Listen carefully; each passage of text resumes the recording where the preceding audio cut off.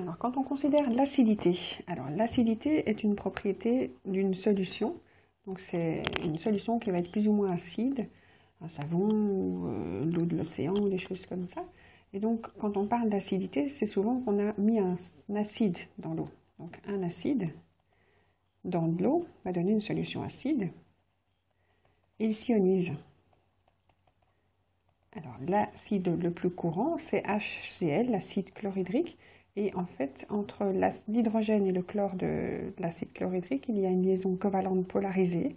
Le Cl est un atome très électronégatif et donc attire déjà fortement les électrons, l'électron mis en commun entre les atomes. Et il suffit qu'une petite molécule d'eau passe par là, avec un oxygène et deux hydrogènes sous forme coudée, avec ses doublets non liants, pour qu'elle attire cet hydrogène, qu'elle le distrait, et elle le distrait tellement qu'il lâche son l'électron de valence. Le chlore est tout content, il n'attendait que ça depuis tellement longtemps, avoir l'électron pour lui tout seul et devenir le chlorure. Et l'eau se retrouve, elle a pris en charge l'hydrogène sans son électron, donc elle se retrouve sous forme d'oxygène et 3 hydrogènes et une charge positive parce que l'électron est parti avec le chlore. Alors en formule, en équation, ça donne l'acide, HCl ou bien d'autres, réagissent avec de l'eau.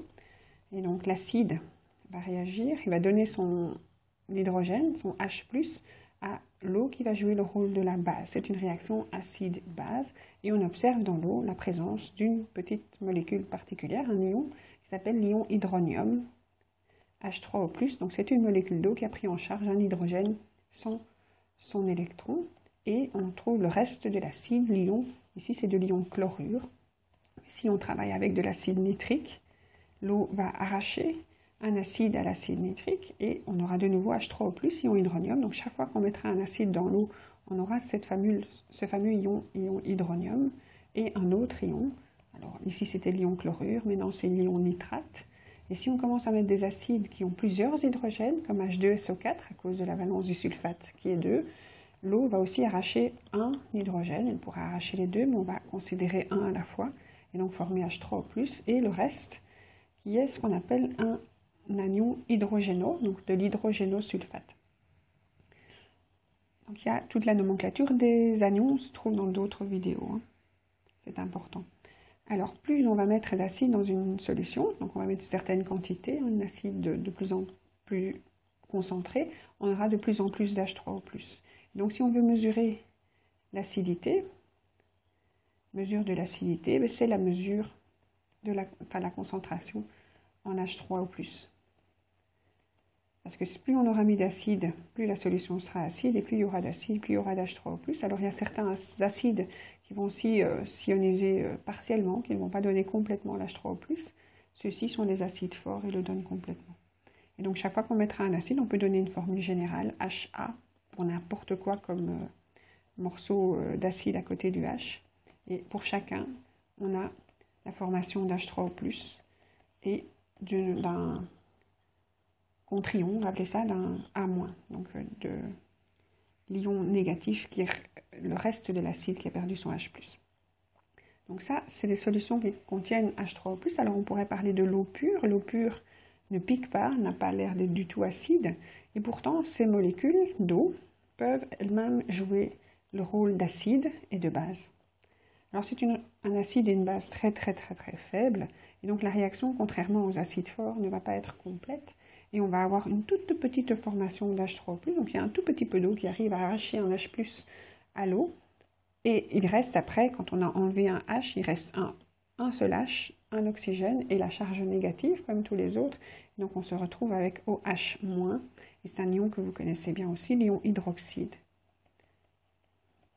et donc de l'ion hydronium. Donc chaque fois que de l'eau réagit avec de l'eau, et cette réaction s'appelle l'autoprotolyse de l'eau, on entend bien ce que ça veut dire que toute seule, auto, elle s'enlève un proton en se coupant, lyser c'est se couper.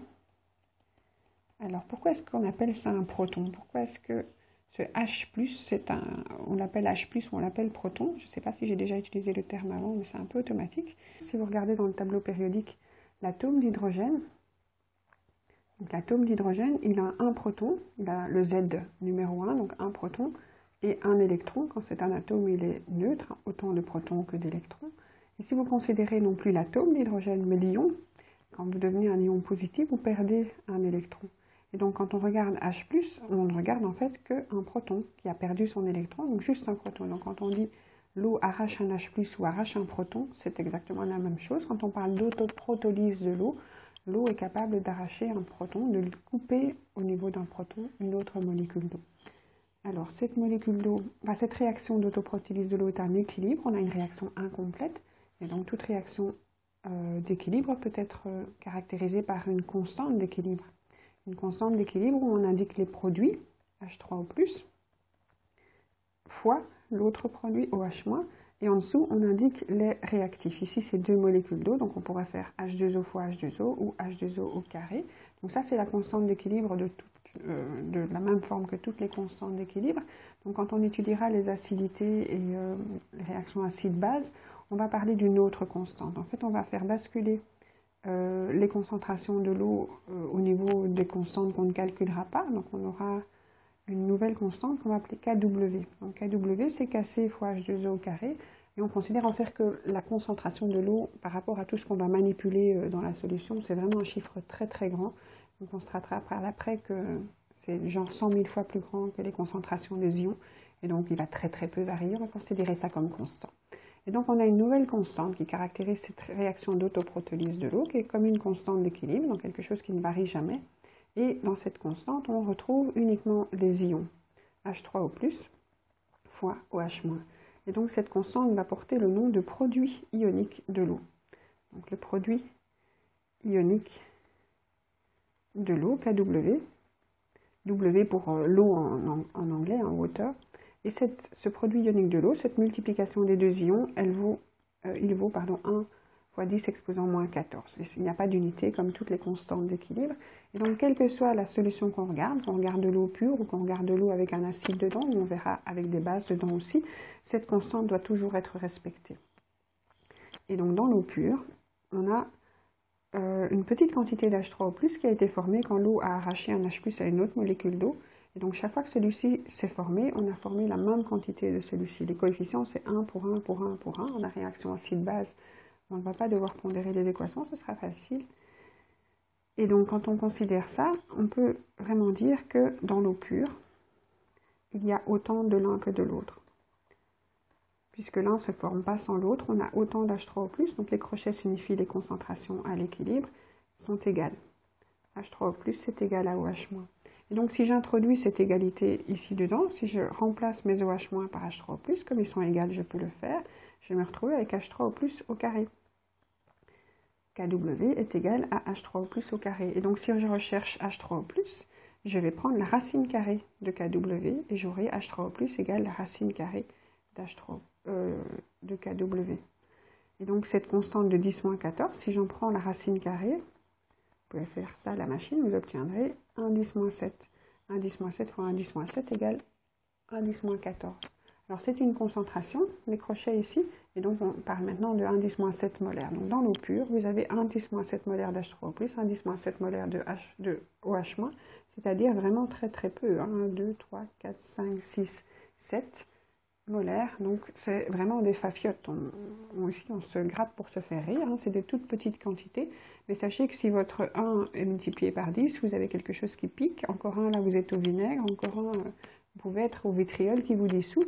Et donc, ces petits chiffres d'acidité peuvent avoir des conséquences importantes au niveau des propriétés de la solution. Alors, si on parle maintenant non plus de l'eau pure, mais dans une solution acide, ma petite étoile n'est pas très jolie. Alors, dans une solution acide, comme on a mis un acide, on a fabriqué des H3O+. Et donc, on a H3O+, qui était égal à 10-7 dans l'eau pure. Et si vous en rajoutez, vous serez au-dessus de 10-7 molaires. Si vous en avez ajouté. Donc, l'acide apporte des H3O+. Dans une solution acide, on a mis de l'acide. L'acide apporte des H3O+. Et on se retrouve au-dessus de la concentration de départ. Avant qu'on en mette, il y avait ça dans l'eau, donc vous en avez davantage. Alors, le produit ionique est une constante. Donc, KW est une constante. Alors qu'on soit dans l'eau pure, qu'on soit dans une eau avec de l'acide dedans, qu'on soit dans une eau avec de la base dedans, il est toujours égal. H3O plus fois OH- doit toujours être égal à 10-14. C'est une constante, c'est la définition d'une constante. Alors si vous augmentez H3O plus au-dessus de 10-7, ben OH- va être obligé de diminuer en dessous de 10-7. Et donc OH- est en dessous de 1,10-7 molaire. Donc dans une solution acide, vous avez davantage d'H3O plus que d'OH-. Voilà, alors pour les solutions basiques, on va y introduire des OH-, mais ça c'est pour une autre vidéo.